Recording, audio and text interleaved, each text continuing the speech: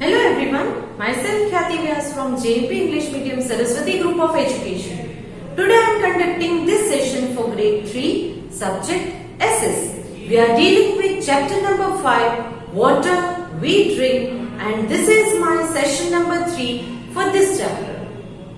So kids, in this chapter we have learned few topics in our previous sessions. We learned what is water. We learned the uses of water. We also learned the forms of water, sources of water. Right? These 4 topics we have already learned. In today's session, we will learn regarding water cycle and saving water. But before I start the new topic, let us have a quick recap regarding what we have learned in this chapter in our previous sessions. First of all, what is water? Introduction of water. Water, as you all know, it is a type of liquid which is very essential for all the living things to survive on earth. Without water we cannot live. Whether it is human beings, plants, animals, all living organisms need water. Our earth is covered with water. How much? It is 2/3 of the earth's surface is covered with water, and only 1/3 of the earth's surface is covered with land. So that was the introduction. Then talking about the uses of water. You all know many uses of water. Right?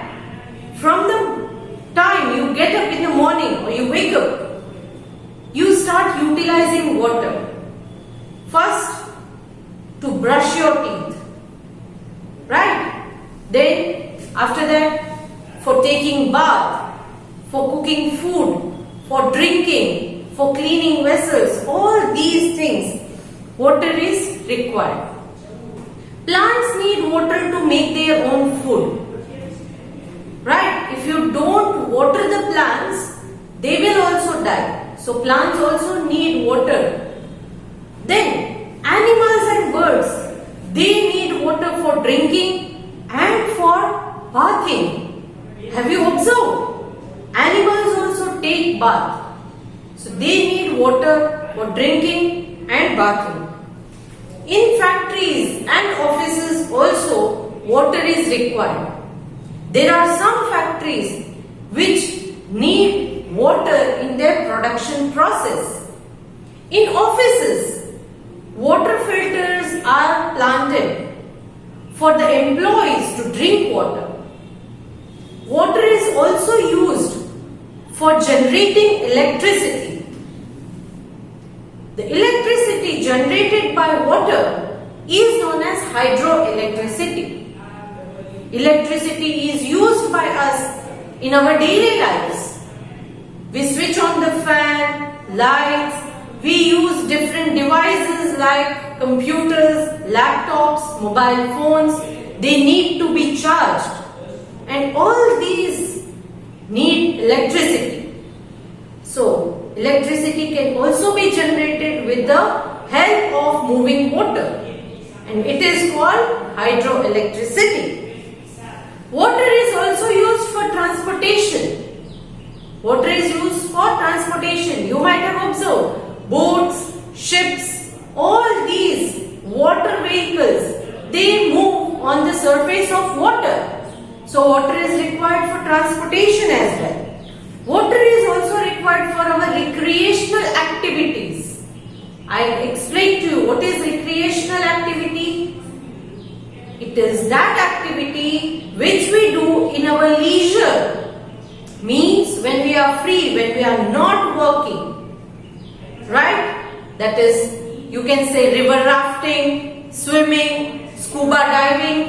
All these activities, they have to be done with the help of water. Then we discussed regarding forms of water.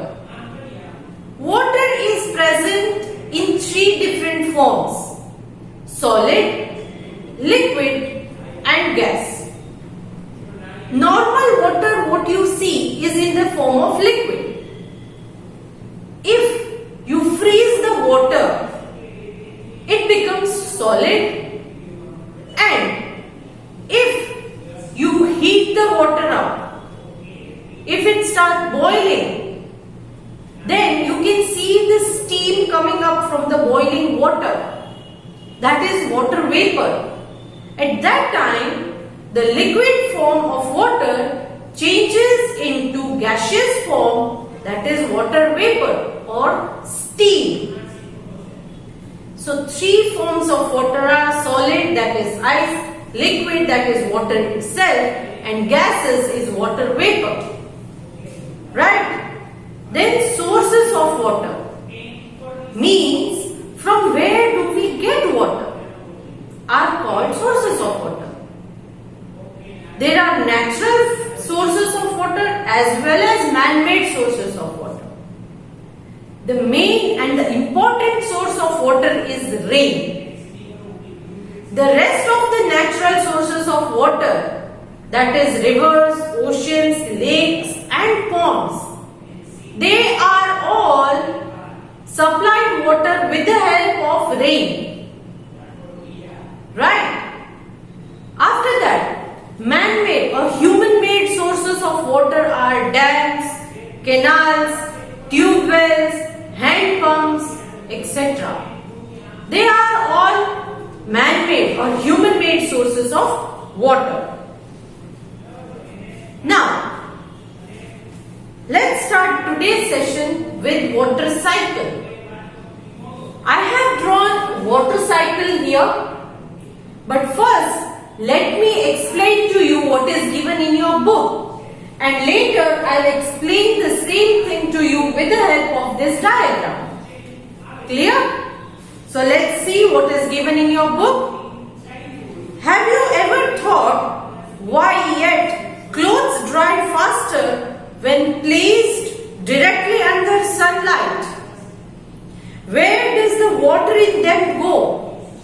You might have observed your mother.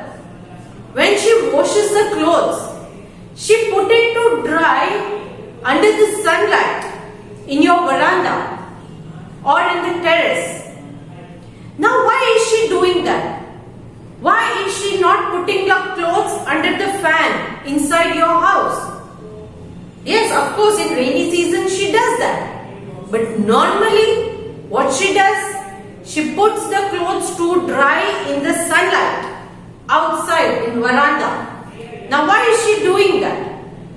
And after some times, you see that the clothes are not wet. They become completely dry. And she pulls them off from the rope. She folds the clothes and she places it in the cupboard. So where did this water disappear from the cloth? Clothes were wet. So where did this water disappear? Right?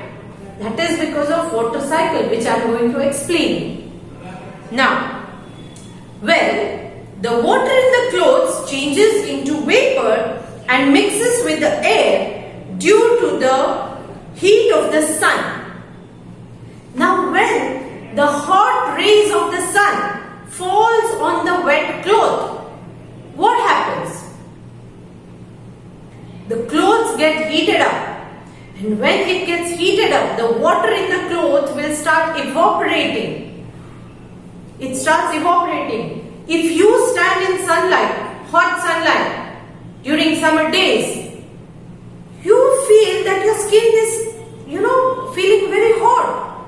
Sometimes in extreme heat, you feel that it's burning. That is because the hot rays of the sun. In the same way, when these hot rays of the sun fall on the clothes, the water present in the cloth, it gets evaporated because of this heat. Right? Evaporated means it changes into, as I told you, when water gets heated up, it changes to gaseous form and it starts evaporating. It becomes steam. In that way, this heat of the sun will also heat up the water present in your clothes. And this water, when it is heated, again it changes into gaseous form and it starts evaporating. Means it becomes gaseous state and raised up in the air.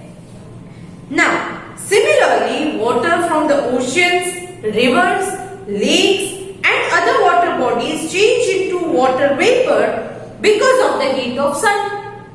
Now, just like the water present in your water gets heated up due to the heat of the sun, same way the water in oceans, rivers, lake, now on those water bodies also the sun's rays are affecting. And the water present there, it also starts evaporating slowly and gradually. Right? Now, this water vapor keeps rising in the sky. High in the sky, water vapor cools down and changes to water droplets. These water droplets combine and form clouds. When these clouds become too heavy with drops of water, they fall to the ground as rain. This rainwater gets collected in lakes, ponds, rivers, sea and ocean and also under the ground. This process keeps on repeating itself and is known as water cycle. Now, let me explain water cycle with the help of this diagram.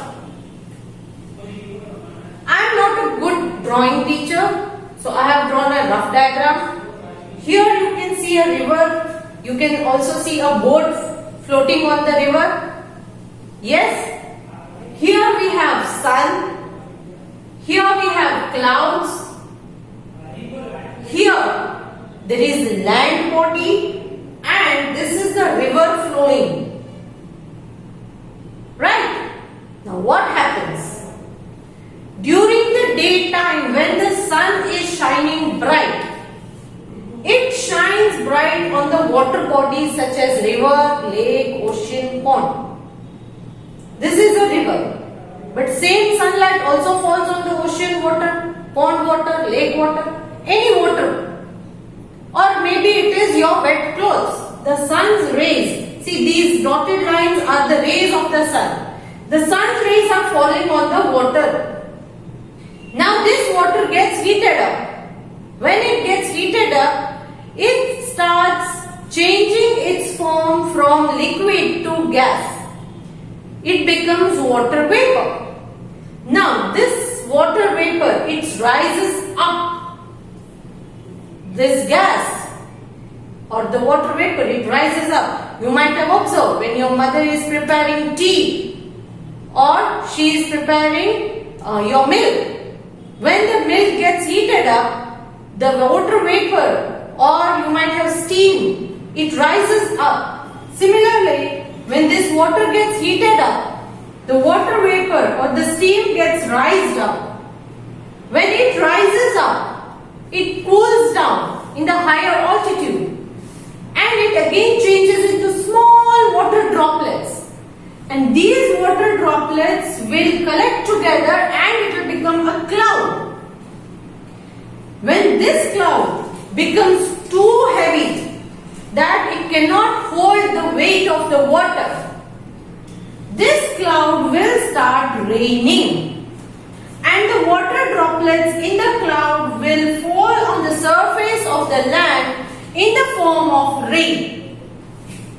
Now this rain, when it falls on the surface of the land, the water of the rain will again flow. You might have observed, right? When it rains heavily, the water starts flowing. They start flowing into the rivers, oceans, lakes, ponds, on the roads. On the roads they start flowing and then what happens? This water gets joined to some river, pond or lake or ocean. So similarly, when it starts raining, the water comes down in the form of rain and gets joined to the river. Some water part also gets seeped into the ground. You might have observed, right? If you put the water in an open place, you pour 1 glass of water, the floor is of mud, not a cement floor or tiles. in the field or in the garden you might observe. If you pour one glass of water, what happens? That water gets seeped into the ground. It goes underground. So, when it rains, most of the water gets flowed into the river, lake, pond or ocean. But some portion of water also gets into the ground. That is under the ground. And that water gets stored inside the surface of the land. Now this underground water, we can also use this underground water, the water which is under the ground. How we can use it? That is with the help of hand pump or tube well. You call it bore, right? Yes. Underground water, when you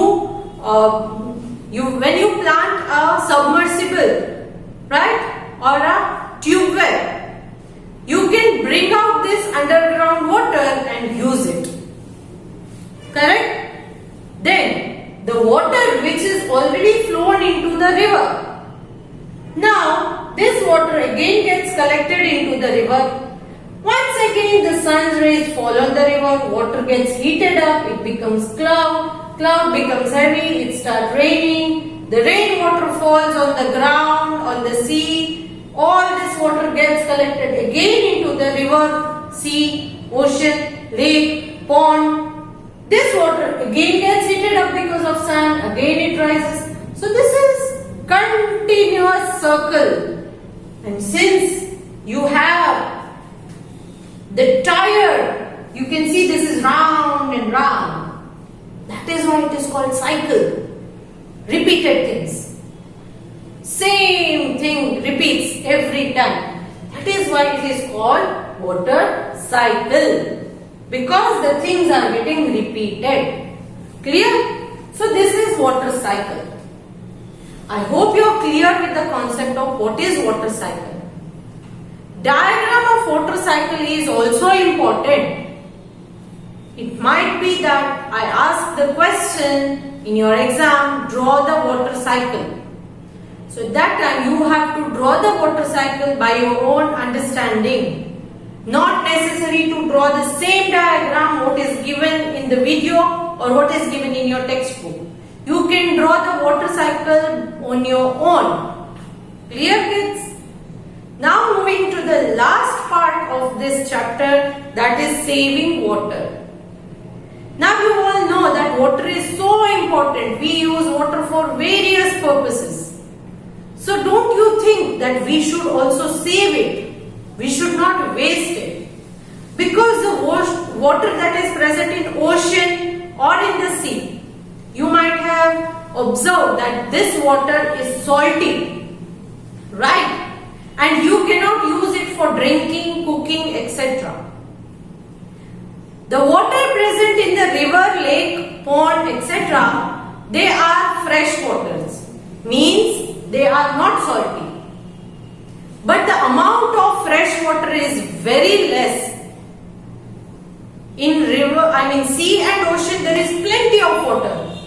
But what do we do with that water? Since it is already salty, we cannot use that. And the fresh water that we find inside the river, pond, lake, well, etc., this water is very little. So don't you think that we should save water?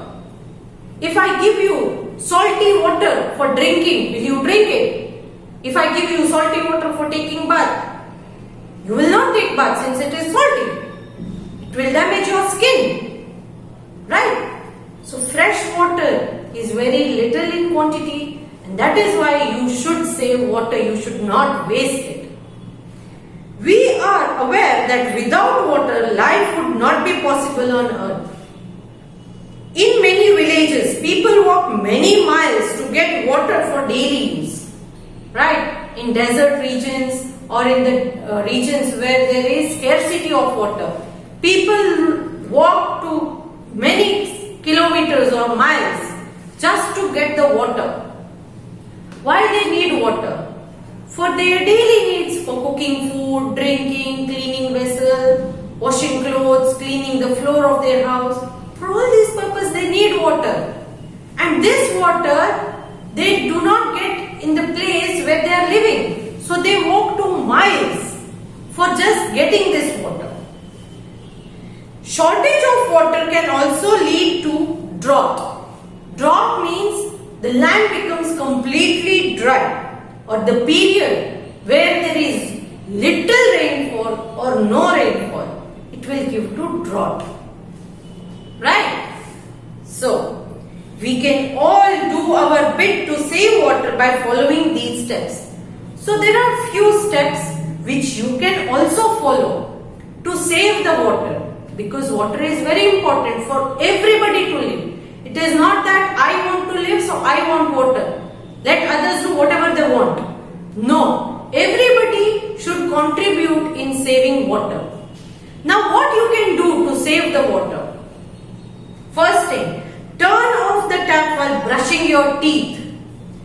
There are some kids who are having the habit that they are continuously brushing their teeth, but the tap is open, so the water is running out of the tap. So what is that? Waste of water. What you are doing, you are just brushing your teeth. So why you want the tap water to run out? Close the tap if it is not used. Yes, when you are gargling, cleaning or rinsing your mouth, at that time you need water, so on the tap. But when you are brushing, keep it off. Then, check leakages in tap and pipe and get them repaired. If in your house you find that there is some leakage in the tap and the water is dripping drop by drop full day, what happens? That water is also getting wasted. Let it be only 1 bucket full of water that is wasted. But 1 bucket full is sometimes a very large amount of water, huge amount of water for people who are not getting water at all. So this 1 bucket is also supposed to be saved. Right? Then use water in bucket to bath instead of taking shower. You might all enjoy taking a shower during summer season especially. You on the shower, stand beneath it and enjoy the shower. But what happens? When you are taking bath with the help of shower, you will not know how much water you have utilized. Instead, if you use the bucket, you will understand, oh, okay, I have already finished using 1 bucket. I have already finished using 2 buckets. 3 buckets for water. It is more than enough. So then you realize that this much water should not be used for bathing. But if you are standing under a shower, you will not realize how much water you have used. And it is a waste of water. Then do not use a hose pipe to wash your car. Use a bucket and mug instead. For washing your car or your two-wheelers, scooters, you use pipe, hose pipe. For cleaning, same thing what I explained to you while taking a shower. Even here, the water from the tap is running continuously from the hose pipe. Water is running continuously.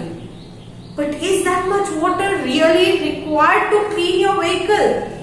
Instead, take a bucket and a mug and put the water on your car or on your two-wheeler. Wipe it with cloth, again clean it with the second bucket of water, that is clean water, and the task is done.